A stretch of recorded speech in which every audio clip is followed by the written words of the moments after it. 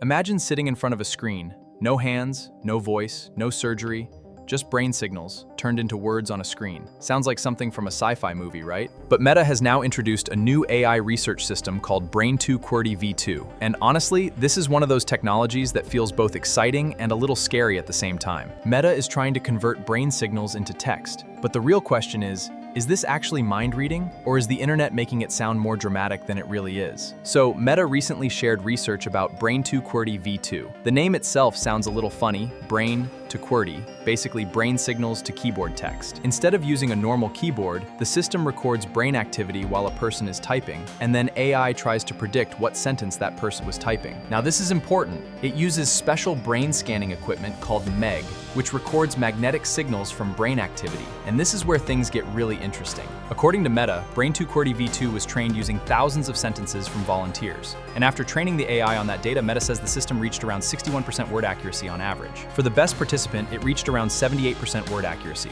Now, 78% is not perfect, but for a system that is reading brain signals from outside the skull, without surgery, that is actually a big jump. And honestly, this is the part where I had mixed feelings. On one side, this technology is amazing. Imagine someone who has not been able to speak for years, and one day, they can communicate again, not by moving their hands, not by using their voice, but through brain signals. That is powerful. But on the other side, whenever we hear the words brain and AI together, privacy questions naturally come up. So it is fair to ask, if AI can decode brain signals today in a lab, what will it be able to do 10 or 20 years from now? Who will control that data? But let's not overhype it. This is not a device that can secretly read your thoughts. It is decoding signals connected to typing. So if you are just sitting there thinking about pizza, your ex, or your next YouTube video idea, this system is not magically turning that into text, at least not right now. But still, the direction is clear. AI is getting closer to the human brain, and that is both exciting and uncomfortable. Let's talk about the uncomfortable part, brain data. We already talk about data privacy all the time.